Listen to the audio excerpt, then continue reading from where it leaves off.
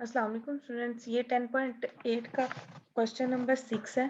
Previously जो हमने lecture में क्वेश्चन नंबर 1 एंड 2 किए थे, उसमें क्या था कि राइट साइड में कोई भी टी की फॉर्म में टर्म नहीं आ रही थी। मतलब जितनी भी टर्म्स थी ना, वो सारी एक्स और वाई की फॉर्म में थी। दोनों इक्वेशंस के अंदर सारी की सारी टर्म्स एक्स और वाई की थी।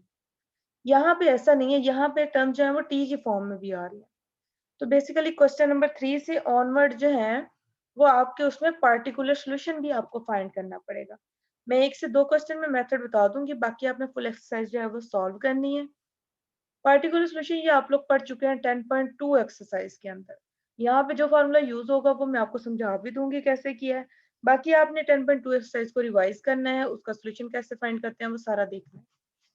यहाँ से शुरू वाला काम तो बिल्कुल सेम है जैसे हमने पहले दूसरे क्वेश्चन में किया है कि डी बाई डी टी को आपने कैपिटल डी के इक्वल लेट कर लेना है। और फिर ये दोनों टर्म्स में एक्स आ रहा है, ये क्या बन जाएगी, डी बाई डी टी क्या आ जाएगा डी, तो ये D x minus two x बन जाएगी ना, तो इन दोनों में से एक्स कॉमन ले लो, तो ये d minus two into x आ गया। फिर माइनस बाय और इक्वल में 3 e की पावर 2t, ये पहली इक्वेशन बन गई। और यहाँ पे भी डी बाई डी टी को डी लें और ये वाला मतलब डी वाई आ जाएगा और माइनस टू वाई, तो वहां वाई को कॉमन ले लो, डी माइनस टू बच गया। फिर प्लस 4x और इक्वल में t e की पावर 2t आ रहा है। इन दोनों के कोफिशिएंट्स कंपेयर कर लें, जो जिस भी कोफिशिएंट को आप कंपेयर करना चाहते हैं कर सकते हैं। यहाँ पे सबसे पहले y का कोफिशिएंट जो है वो इक्वल किया है, तो यहाँ पे y का कोफिशिएंट 1 है -1, ठीक है। और दूसरी साइड पे y का कोफिशिएंट है d-2। तो इक्वेशन नंबर 1 को सिंपली मल्टीप्लाई कर दें d-2 के साथ और इक्वेशन कर दें 2 के अंदर, तो इनके दो कोफिशिएंट जो है वो सेम हो जाएंगे, तो x की वैल्यू निकल आएगी। Multiply equation 1 by d-2 and plus equation 2। इसको मल्टीप्लाई किया d-2 से, तो ये एक ऑलरेडी d-2 एक ऑलरेडी हमारे पास है, दूसरा मल्टीप्लाई करेंगे तो ये स्केयर बन जाएगा। साथ में x, यहाँ पे y के साथ मल्टीप्लाई किया तो d-2 आ गया, और यहाँ पे भी 3 d-2 आ गया। ठीक है, ये d-2 को आप पहले लिख लें और यहाँ पे इसको एज इट इज लिख लेना, ये d-2 इंटू वाई है, फिर प्लस 4x इक्वल में t e की पावर 2t आ गया। ठीक है, ये d-2 ये माइनस में एक टर्म है y की, दूसरी टर्म प्लस में है, ये दोनों कैंसिल हो जाएंगी। इन दोनों टर्म्स में x कॉमन आ रहा है, इसको कॉमन ले लें और बाकी 4 जो है वो इसके साथ लिख देंगे। देखिए डी, इसका स्केयर ओपन करें, डी स्केयर बनेगा, D square plus 4 minus 4d। ठीक है, और ये वाला प्लस क्या करेगा, उसको 8 कर देगा, D square minus 4d plus 8 आ गया, और इंटू एक्स है साथ में, और इक्वल में क्या आ जाएगा, अब ये d-2 जो डेरिवेटिव है हमने इसको मल्टीप्लाई किया, तो ये शुरू में आना है, ये वाला टर्म जो है आप इसको स्टार्ट पे लिखोगे यहाँ पे। ठीक है, शुरू में लिखा 3 कांस्टेंट है, तो ये डेरिवेटिव से बाहर आ जाएगा। और जब ये d जो है वो e की पावर 2t पे अप्लाई होगा, तो e की एक्सपोनेंशियल का डेरिवेटिव सेम आता है और फिर पावर का हम दोबारा से लेते हैं, तो e की पावर 2t का डेरिवेटिव e की पावर 2t आ गया, और पावर का दोबारा से लिया तो उसका 2 आ गया, 2 इंटू 3 ये साथ में 6 आ गया। ठीक है, सिमिलरली ये वाली टर्म जो है बाद में मल्टीप्लाई हो जाएगी इसके साथ -2 के साथ, तो ये आ गया -6 e की पावर 2t, और फिर क्योंकि दोनों इक्वेशंस को प्लस किया था तो ये वाली term as it is plus में आ गई। अब ये देखिए 6 e की पावर 2t प्लस में भी आ रहा है और ये माइनस में भी आ रहा है, तो ये दोनों टर्म जो है वो कैंसिल हो गई। बाकी हमारे पास क्या बच गया, t e की पावर 2t। अब यहाँ पे हमारे पास क्या आ गया, D square minus 4d plus 8 into X equal to T E की पावर 2t। तो ये बेसिकली इस तरह की इक्वेशन जो है ना वो आपके पास 10.2 एक्सरसाइज के अंदर आई है। इसमें सबसे पहले आप इसके दो सोल्यूशन निकलते हैं, एक कम्प्लीमेंट्री सोल्यूशन निकलता है, इसका कम्प्लीमेंट्री इंटेग्रल बोलते हैं, और दूसरा इसका निकलता है पार्टिकुलर इंटेग्रल। तो जो इसका कम्प्लीमेंट्री सोल्यूशन होता है ना, उसके अंदर कॉन्स्टेंट्स इन्वॉल्व हो रहे होते हैं, उसको हम डिनोट करते हैं वाई सी, एक्स सी, या जिस भी वेरिएबल का हम ले रहे हो। तो यहाँ पे x है तो हम इसके कम्प्लीमेंट्री सोल्यूशन को डिनोट करेंगे एक्स सी के साथ, और जो इसका पार्टिकुलर इंटेग्रल है उसको हम डिनोट करेंगे एक्स पी के साथ। तो जो इसका कम्प्लीमेंट्री सोल्यूशन होता है ना, बेसिकली पहले वो किस चीज से निकलता है, जो इसकी ऑक्सिलरी इक्वेशन बनती है। ऑक्सिलरी इक्वेशन सेम चीज आनी है कि यहाँ पे जो भी डिफरेंशियल फॉर्म आ रही है ना x के साथ, इसको आपने इक्वल टू 0 ले लेना है, D square -4d plus 8 equal to 0। ठीक है, इस वाले पार्ट को, ये जो राइट साइड वाला पार्ट है ना, इसको हम बाद में सॉल्व करते हैं। इसको इक्वल टू 0 लेट कर लिया, तो यहाँ से डी की वैल्यू ये क्वाड्रेटिक फॉर्मूले से निकालनी है। डी की वैल्यू क्या निकल आती है 2 प्लस माइनस 2 अयोटा।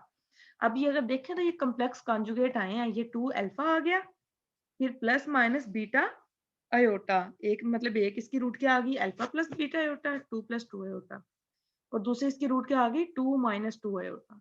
ठीक है, तो इसका सोल्यूशन निकालने का मेथड क्या है कि हम e की पावर अल्फा टी लिखते हैं, यहाँ पे अल्फा की वैल्यू 2 है, तो e की पावर 2t आ गया into c1 cos beta T, तो यहाँ पे बीटा की वैल्यू 2 है तो हमने 2 लगा दी, plus c2 sine beta t होता है तो बीटा की वैल्यू 2 आ गई। ठीक है, ये इसका आ गया कम्प्लीमेंट्री सोल्यूशन, बोलते हैं कम्प्लीमेंट्री सोल्यूशन, ये आ गया।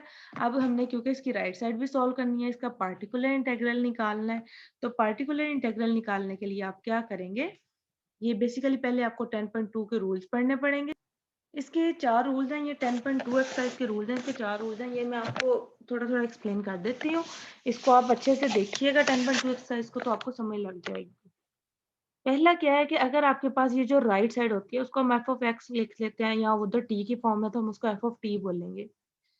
तो अगर वो कोई एक्सपोनेंशियल फंक्शन है, मतलब e की पावर ए एक्स है, तो लिखने का मेथड क्या होता है कि आपने क्या करना है, ये इक्वेशन है ना, कोई भी हमारे पास f of d into y is equal to f of x, f of d मतलब जो डिफरेंशियल ऑपरेटर साथ में आ रहा होता है D square minus 2d plus 4 इस तरह से, और ये वो चीज है, और साथ में y equal to right side पे जो इक्वेशन आ रही होती है e की पावर, जैसे हमारे अभी क्वेश्चन में e की पावर 2t आया है, t इंटू e की पावर 2t आया है, तो इसके जनरल सोल्यूशन के अंदर पहले दो सोल्यूशन होंगे, कंप्लीमेंट्री सोल्यूशन भी बोलते हैं, कंप्लीमेंट्री फंक्शन भी, और वाई पी पार्टिकुलर इंटीग्रल। तो कंप्लीमेंट्री फंक्शन तो आप सिंपली निकाल लेते हो ना, F of D Y is equal to zero लेके, मतलब F of D is equal to zero लेके वहां से आप इसका सोल्यूशन निकाल लेते हो। जो पार्टिकुलर इंटीग्रल है ना, उसके लिए आपको क्या करना पड़ता है, आप लिखते हैं y p equal to 1/f(d) into f of x, f of x को बाद में लिखना है, ठीक है, पहले f of d, f of d क्या चीज है, जो यहाँ पे डेरिवेटिव वाली फॉर्म आ रही है। ठीक है, तो अगर अब हमारे पास एफ ऑफ एक्स जो है वो e की पावर ए एक्स हो, तो एफ ऑफ डी के अंदर जो डी आ रहा होता है ना, उसको हमने रिप्लेस कर देना है e की जो पावर में आ रही है, जो भी चीज आ रही है, जैसे यहाँ पे a है ना, तो हमने d को रिप्लेस कर देना है a के साथ। ठीक है, जैसे ये देखें y p is equal to 1/d² plus 1 है, और e की पावर 2x है ना, तो यहाँ पे जो नीचे d आ रहा है ना, इसमें इसको आपने रिप्लेस करना है 2 के साथ, तो 2 का स्क्वायर 4 और प्लस 1 5, 1 और 5 e की पावर 2x, ये इसका पार्टिकुलर इंटीग्रल हो गया। लेकिन शर्त ये है कि ये नीचे वाली जो पार्ट है ये जीरो ना बन रहा हो, क्योंकि जीरो बनेगा तो ओवरऑल टर्म क्या है, अनडिफाइन हो जाएगी। शर्त ये है, अब इस एग्जांपल में तो जीरो नहीं बन रहा तो हमने एज इट इज कर दिया, लेकिन यहाँ पे देखें वाई पी क्या आ रहा है 1/d² माइनस 1 इंटू ई एक्स, ई की पावर में एक्स का कोफिशिएंट क्या है 1, तो जब हम d की जगह पे 1 रिप्लेस करेंगे ना, तो 1² 1 आ गया, और माइनस 1 1 माइनस 1 0 हो गया, तो ये 1/0 बन जाता है, अनडिफाइन हो जाएगा। तो तब आपने क्या करना है, आपने मल्टीप्लाई करना है ऊपर वाली टर्म को x के साथ, और नीचे वाली का डिफरेंस डेरिवेटिव ले लेना है, एफ ऑफ डी का डेरिवेटिव ले लेना है, और ऊपर वाली टर्म को मल्टीप्लाई कर देना है x से, मतलब कि e की पावर x को मल्टीप्लाई कर दिया x के साथ, और नीचे वाली टर्म का डेरिवेटिव ले लिया, d² का डेरिवेटिव 2d और माइनस 1 का डेरिवेटिव 0, तो ये 1/2d इंटू ई एक्स आ गया। अब अगेन वही काम है, आपने d की जगह पे रिप्लेस करना है जो भी यहाँ पे x का कोफिशिएंट आ रहा है, यहाँ पे x का कोफिशिएंट 1 है, इसको d से रिप्लेस कर दें तो ये 1/2 बच जाएगा। ठीक है, तो इसका आंसर क्या आ गया, x e की पावर x ओवर 2, इसका पार्टिकुलर सोल्यूशन आ गया। ये तो हो गया फर्स्ट केस जब एक्सपोनेंशियल था हमारे पास।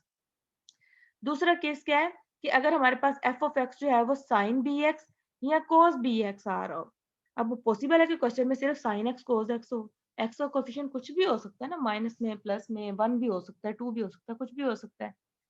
तो अगर हमारे पास एफ ऑफ एक्स जो है वो कोस बी एक्स या साइन बी एक्स आ रहा हो, तो d² को रिप्लेस करना है -b² से। किससे रिप्लेस करना है, d² को -b² के साथ रिप्लेस करना है। ठीक है, याद रखने हैं रूल्स, याद रखने रूल्स मैं चारों आपको बता देती हूँ, और इनको अप्लाई आपने खुद करना है वहां पे। d² की जगह रिप्लेस करना है -b²। यहाँ पे देखें y p is equal to 1/d² plus 1 है, और साथ में साइन एक्स है, साइन एक्स आ गया, एक्स का कोफिशिएंट यहाँ पे क्या आ रहा है 1, तो 1 का स्क्वायर भी क्या आएगा 1 आएगा, लेकिन हमने क्या कहा, हमने -b², तो हम क्या करेंगे -1 का स्क्वायर, तो ये -1 बन जाएगा, ऐसे लिखेंगे इसको, -1 और इसका होल स्क्वायर। अब ये जो स्क्वायर है ना, ये स्क्वायर जो है वो सिर्फ 1 के ऊपर है, माइनस के ऊपर नहीं है। माइनस सेपरेटली, यहाँ पे देखें बी के साथ माइनस सेपरेटली आ रहा है, बी स्क्वायर के अंदर नहीं है। तो डी स्क्वायर को आपने रिप्लेस करना है यहाँ पे -1 के साथ। तो जब यहाँ पे -1 से मल्टीप्लाई करोगे तो क्या होएगा, 1/0 बन जाएगा, अनडिफाइन हो जाएगा। तो फिर वही ऊपर वाला काम कि आपने ऊपर वाली टर्म के साथ x को मल्टीप्लाई कर देना है और नीचे वाली का डेरिवेटिव ले लेना है। ठीक है, तो ऊपर वाली टर्म के साथ x को मल्टीप्लाई किया और नीचे वाली का डेरिवेटिव क्या आ गया, 2d। और d यहाँ पे देखिए अभी d है, तो हमने तो कहा था कि d को खत्म करना है ना, हमने पार्टिकुलर इंटीग्रल के अंदर d को तो खत्म करना है। तो यहाँ पे तो हम जब साइन और कोस वाली चीज आए ना, तो हम तो सिर्फ डी स्क्वायर की जगह पे रिप्लेस कर सकते हैं, डी की जगह पे तो नहीं रिप्लेस कर सकते। तो इसका एक मेथड तो ये होगा कि आप ऊपर और नीचे डी से मल्टीप्लाई कर लें। डी से मल्टीप्लाई करने से क्या होएगा, ऊपर डी बन जाएगा, नीचे 2d स्क्वायर बन जाएगा। तो तब आप क्या करेंगे, डी स्क्वायर की जगह पे -1 रिप्लेस कर देंगे। और सेकंड मेथड क्या है कि डी जो है वो डेरिवेटिव है, तो 1/d क्या होता है, ये इंटीग्रेशन होती है। तो इसका मतलब ये 1/d साइन के ऊपर अप्लाई हो रहा है, तो साइन की इंटीग्रेशन क्या आ गई, माइनस कोस। ये इसका पार्टिकुलर इंटीग्रल आ गया। इसी तरह केस नंबर 3 है। केस नंबर 3 में क्या है कि अगर x की पावर आ रही हो, कोई पोलिनोमियल आ रही है, x² + 2x + 3, राइट साइड पे इस तरह की कोई चीज आ रही है, तो आपने क्या करना है, एक्सपेंड कर देना है 1/f(d) को असेंडिंग पावर ऑफ d में। मतलब हमने इसके ऊपर बाइनोमियल थ्योरम लगाना है। 1/f(d) है ना, इसको f(d) को आप ऊपर ले जाएं तो इसकी पावर माइनस में हो जाएगी, तो इसको एक्सपेंड करना है इसके ऊपर बाइनोमियल थ्योरम। ये जब क्वेश्चन में आएगा ना तो आपको इजीली समझ में आ जाएगा। ठीक है, जैसे फॉर एग्जांपल नीचे आ जाता है 1/1 + d, तो वो ऊपर जाके क्या बन जाएगा, 1 + d का -1, और फिर इसमें हम ये बाइनोमियल थ्योरम लगाएंगे, तो ये बाइनोमियल सीरीज लगाएंगे, तो ये फार्मूला इसका एक्सपेंड हो जाएगा।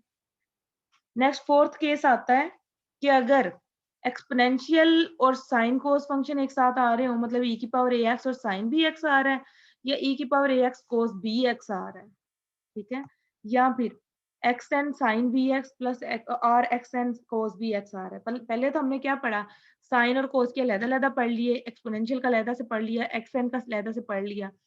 लेकिन जब ये दोनों प्रोडक्ट में आ रहे हो, तो तब हम क्या करेंगे, उसके लिए हमने क्या करना है, इस पे शिफ्ट थ्योरम लगता है। जब e के साथ साइन bx और कोस bx आ रहे हो ना, तो इस पे शिफ्ट थ्योरम लगेगा कि e की power ax sine bx over f of d है ना, तो ये जो e की पावर में x का कोफिशिएंट आ रहा है ना, इसको आपने d को रिप्लेस कर देना है a प्लस d के साथ। d को किससे रिप्लेस करना है, a प्लस d के साथ, और इसको बाहर लिख लेना है। बाहर वाली साइड पे लिखने का मतलब ये है कि यहाँ पे ये जो भी फंक्शन है ना, वो इस पे फर्दर अप्लाई नहीं होएगा। ठीक है, और अगर ई एक्स के साथ साइन बी एक्स आ रहा है या कोस बी एक्स आ रहा है, या फिर एक्स के साथ एक्सपोनेंशियल फंक्शन आ रहा है, तो इसको आपने कैसे सॉल्व करना है, उसके लिए जो हमारे पास थ्योरम है वो है आइलर्स थ्योरम। आइलर्स थ्योरम क्या है, आइलर आइडेंटिटी पहले लिखिए, ई आयोटा बी एक्स क्या होती है, मतलब ई आयोटा थीटा हो ना, तो वो क्या होती है, cos theta plus iota sine theta. तो यहाँ पे आयोटा बी एक्स है, तो यहाँ पे क्या आ जाएगा, cos b x plus iota sine b x. तो जो इसका रियल पार्ट है, इसका रियल पार्ट क्या आ रहा है, cos bx, और इमेजिनरी पार्ट आ रहा है sin bx। तो जब आपने xn sin bx को सॉल्व करना है ना, तो sin bx की जगह पे हमने लगाना है e की पावर आयोटा bx, और sin bx क्या होता है, e आयोटा का इमेजिनरी पार्ट है, तो यहाँ पे हमने इमेजिनरी लिख के इसको सॉल्व कर लेना है। सिंपल, फिर से शिफ्ट थ्योरम लगता है इस पे। शिफ्ट थ्योरम कैसे, जो भी e की पावर में आ रहा है ना, उसको आपने d के साथ रिप्लेस कर देना, मतलब d plus iota b, D को रिप्लेस करना है आपने डी प्लस अयोटा बी से। इस डी को रिप्लेस किया, डी प्लस अयोटा बी के साथ रिप्लेस कर देना है, और ई अयोटा बी एक्स को बाहर वाली साइड पे लिख लेना, और बाकी एक्शन पे ये अप्लाई हो जाएगा। ठीक है, इसको इसी तरह से जब कोस वाला करेंगे तो रियल पार्ट लिख लेंगे। अभी इसको क्वेश्चन में यूज करते हैं तो आपको समझ लग जाएगी। यहाँ पे देखिए हमने कहाँ पे यूज करना था, यहाँ पे हमारे पास क्या आ रही थी, राइट साइड में आ रहा है टी ई की पावर 2t, मतलब कि जैसे वहां पे x और साथ में e की पावर x आ रहा था ना, तो यहाँ पे t और e की पावर 2t आ गया। तो हमने यहाँ पे क्या लगाना है, शिफ्ट थ्योरम पहले तो लगेगा, एक्स पी पार्टिकुलर इंटेग्रल जो है इसका क्या आ जाएगा, ये साथ में फंक्शन आ गया एफ ऑफ टी और नीचे आ रहा है एफ ऑफ डी। तो डी को किससे रिप्लेस करना था, डी प्लस जो भी ई की पावर में टी का कोफिशिएंट है। तो डी टू आ रहा है ना, तो हमने डी को रिप्लेस कर देना है डी प्लस टू के साथ।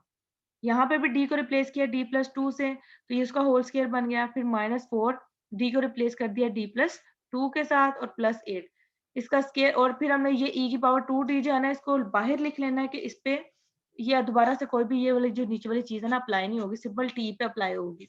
ठीक है, इसको आपने बाहर वाली साइड पे लिख लेना है। तो इसको एक्सपेंड किया, ये D square plus 4d plus 4 आ गया। फिर ये -4d -8 आ गया और ये +8। इनको सिंप्लीफाई किया तो बाकी नीचे हमारे पास टर्म बची डी स्क्वायर प्लस 4। और ये देखें यहाँ पे स्टेप में ई की पावर 2d को बाहर लिख लिया है। अब यहाँ जब इसको बाहर लिख लिया, ये जो एफ ऑफ डी है ना, ये सिर्फ टी पे अप्लाई होगा और यहाँ पे टी की पावर 1 है। तो हमारे पास जो केस नंबर 3 था वो क्या था, एक्स की पावर एन के लिए। ठीक है, तो हमने क्या कहा, हमने यहाँ पे बाइनोमियल थ्योरम लगाना है। बाइनोमियल थ्योरम की क्या कंडीशन, बाइनोमियल सीरीज लगानी है। बाइनोमियल सीरीज की क्या कंडीशन होती है कि इसकी एक टर्म जो है ना वो 1 होनी चाहिए।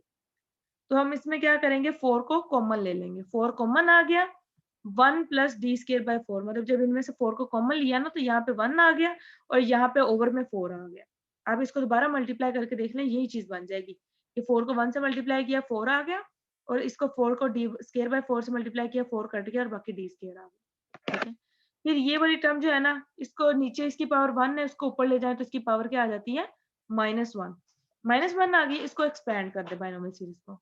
बाइनोमियल सीरीज को एक्सपेंड करने से क्या आएगा, 1 माइनस डी स्केयर बाय 4, फिर प्लस डी की पावर 4 ओवर 4 के साथ उसको मल्टीप्लाई हो जाएगा, 4 का स्केयर आ जाएगा, 16 आ जाएगा। फिर प्लस डी, मतलब आगे टर्म जो है ना वो इंक्रीज करते जाए, आगे इनका क्यूब, फिर इसकी फोर्थ पावर, फिर 5 आ जाएगी।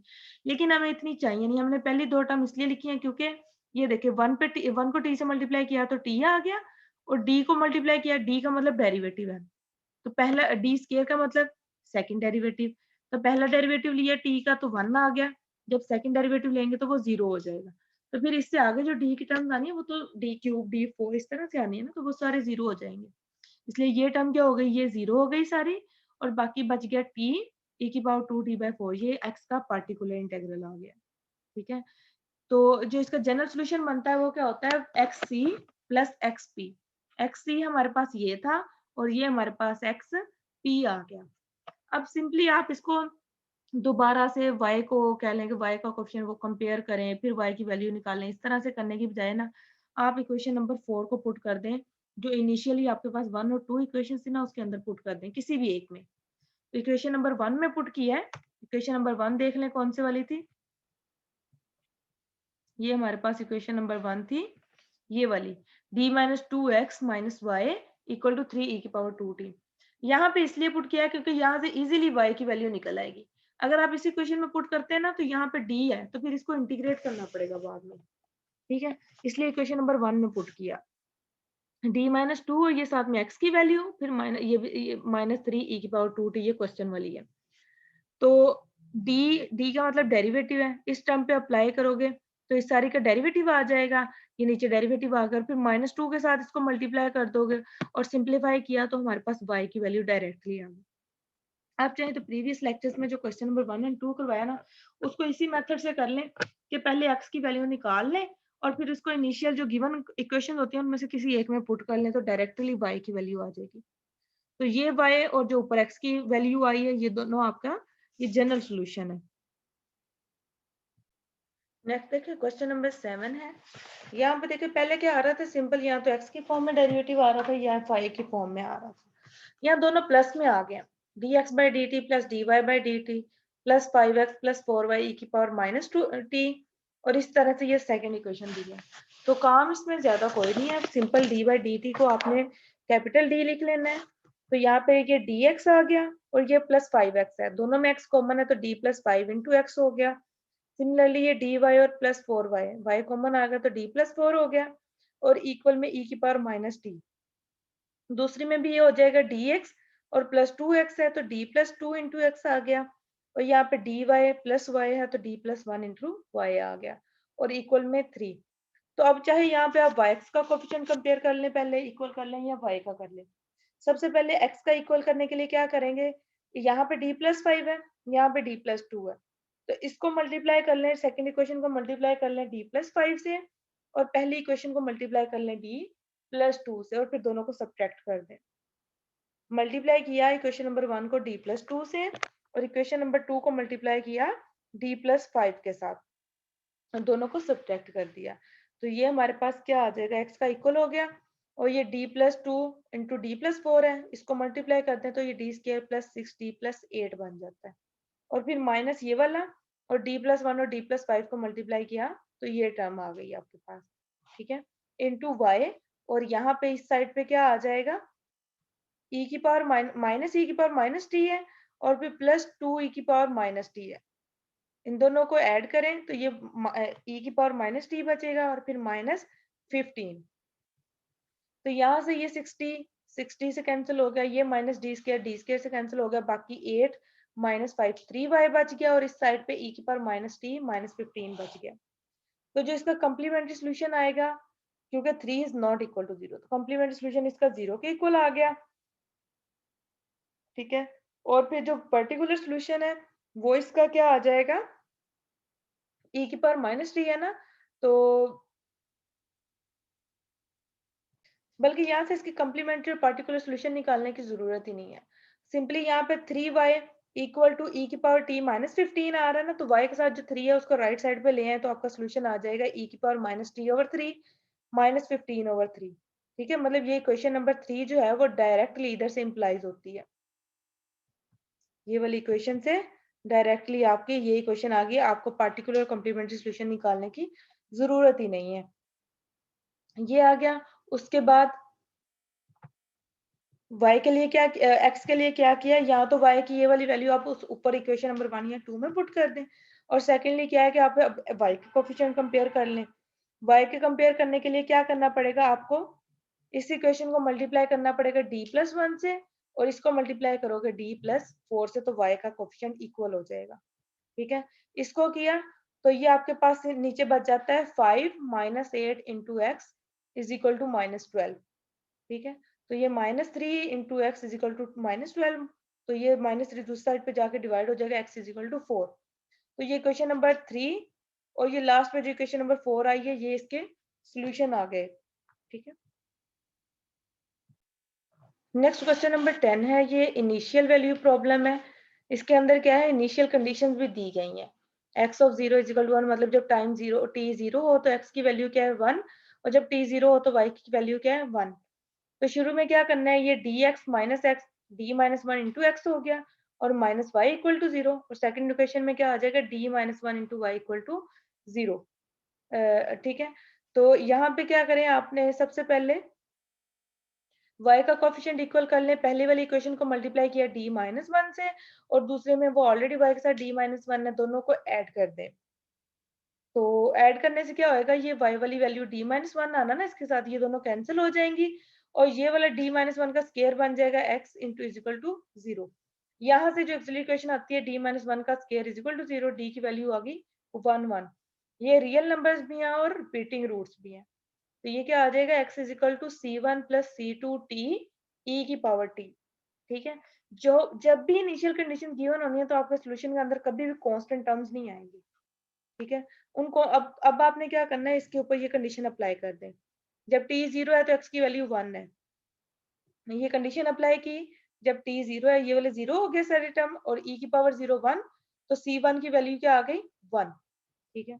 अब y का सॉल्यूशन निकालने, y के सॉल्यूशन के लिए क्या किया, इस इक्वेशन नंबर 3 को ऊपर इक्वेशन नंबर 1 के अंदर पुट कर दिया यहाँ पे, ठीक है। इक्वेशन नंबर 1 में पुट किया तो d-1 इंटू एक्स है, d-1 इंटू एक्स, तो x की यहाँ पे d को पहले मल्टीप्लाई करें, d का मतलब डेरिवेटिव, तो इस सारी टर्म्स का डेरिवेटिव आ जाएगा, और फिर -1 से मल्टीप्लाई करेंगे, ठीक है। तो ये y equal to c2 e की पावर t आ रहा है, ये इसका सोल्यूशन आ गया।